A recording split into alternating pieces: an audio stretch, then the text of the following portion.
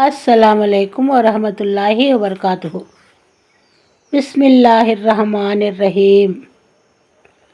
अर्रहीहुल Maktoum. మహాప్రవక్త సల్లెల్లాహు అలైహి వసల్లం గారి జీవిత చరిత్ర. దైవ దౌత్య శకం. బాహాట సత్యప్రకటనకు బహుదైవారాధకుల ప్రతిచర్య.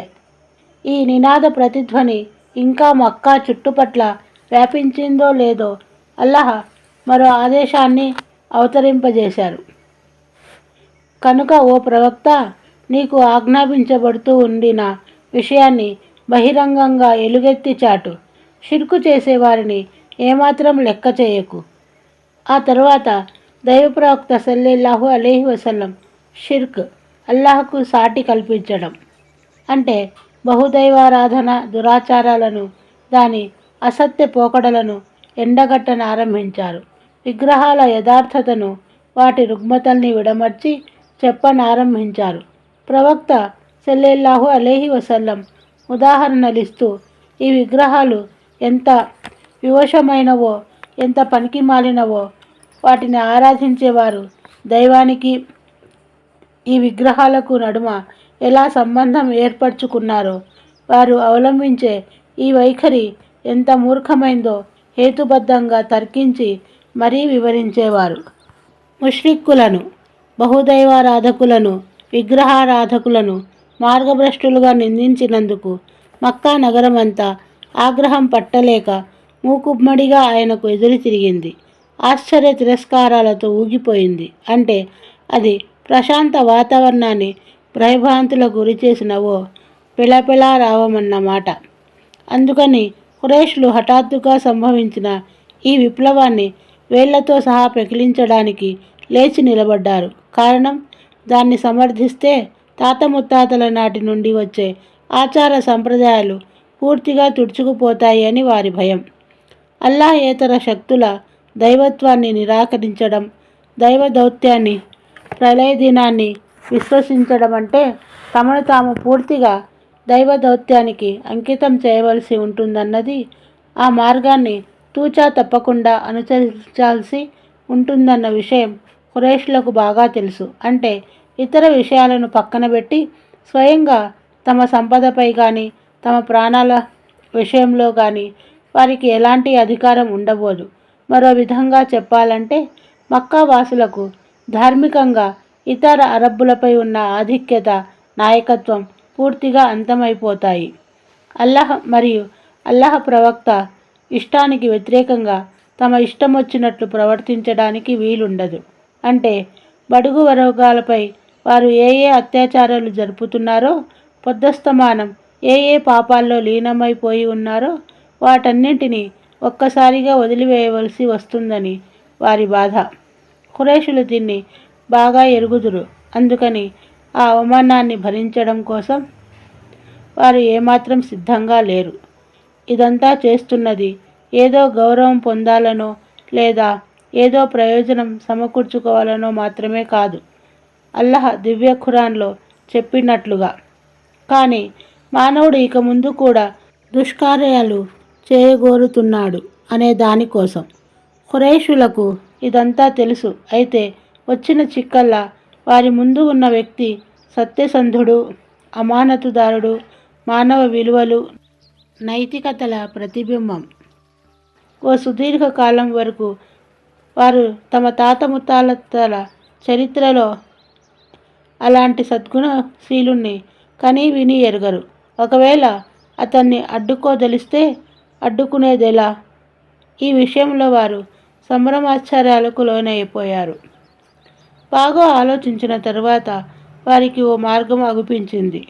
ప్రవక్త సల్లెల్లాహు అలైహి వసల్లం పినతండ్రి అబూ తాలిబ్ వద్దకు వెళ్ళి ఆయన్ను ఆ కార్యం నుండి వారించమని నచ్చచెబుదాం అని తీర్మానించుకున్నారు.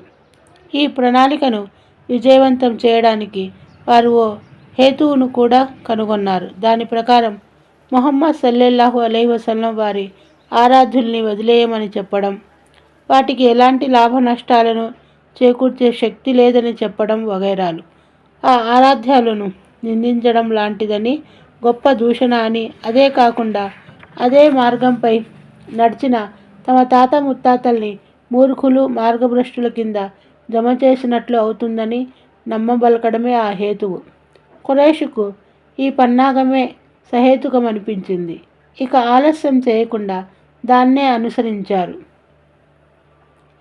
అబూ తాలిబ్ వద్దకు వెళ్ళిన ఖురైష్ ప్రతినిధి బృందం. ఇబ్నె ఇస్హాక్ కథనం ప్రకారం ఖురైష్కు చెందిన కొందరు పెద్ద మనుషులు అబూ తాలిబ్ ఇంటికి వెళ్ళి ఆయనతో మాట్లాడారు. ఓ అబూ తాలిబ్, నీ సోదర కుమారుడు మా దేవతల్ని నిందిస్తున్నాడు, మా మతాన్ని తప్పుపడుతున్నాడు. మేమంతా మందబుద్ధి గల వాళ్ళమట, మా తాత ముత్తాతలు మార్గభ్రష్టులట. నీవు ఆయన్ను అలా అనకుండా వారిస్తావా లేదా? మా మధ్య నుండి తప్పుకుంటావా? నీవు కూడా మాలాగే అతను బోధించే ధర్మానికి వ్యతిరేకమైన ధర్మాన్నే అనుసరిస్తున్నావు కనుక అతన్ని వారించడానికి మేము చాలు అన్నారు. జవాబుగా అబూ తాలిబ్ వారితో సద్వర్తనతో మెలుగుతూ ఏదో నచ్చజెప్పి వెనక్కి పంపించి వేశారు. దైవ ప్రవక్త సల్లల్లాహు అలైహి వసల్లం మాత్రం తన మార్గాన్నే అనుసరిస్తూ అల్లాహ్ ధర్మాన్ని వ్యాపింపజేయడానికి సందేశాన్ని అందిస్తూనే ఉన్నారు. హజ్ యాత్రికులు ప్రవక్త సల్లల్లాహు అలైహి వసల్లం మాటలను వినకుండా చేసేందుకు సలహా సంఘం ఏర్పాటు. ఆ రోజుల్లోనే ఖురైష్కు మరో చిక్కు ఎదురైంది. అంటే బాహాటంగా దైవ సందేశ ప్రచారం ఆరంభమైన కొన్ని నెలలు గడిచాయో లేదో హజ్ కాలం వచ్చేసింది. అరేబియా మూల మూలల నుండి గుంపులు గుంపులుగా హజ్ యాత్రికులు మక్కాకు వస్తారన్న విషయం ఖురైష్లకు బాగా తెలుసు. అందుకని ఆ హజ్ యాత్రికులు ముహమ్మద్ సల్లల్లాహు అలైహి వసల్లం గారి మాటలకు ప్రభావితులు కాకుండా ఉండాలంటే ఏదో ఒకటి వారి మనసులో నాటాల్సి వస్తుంది. కావున వారందరూ ఆ విషయాన్ని చర్చించేందుకు వలీద్ బిన్ ముగైరా ఇంట సమావేశమయ్యారు.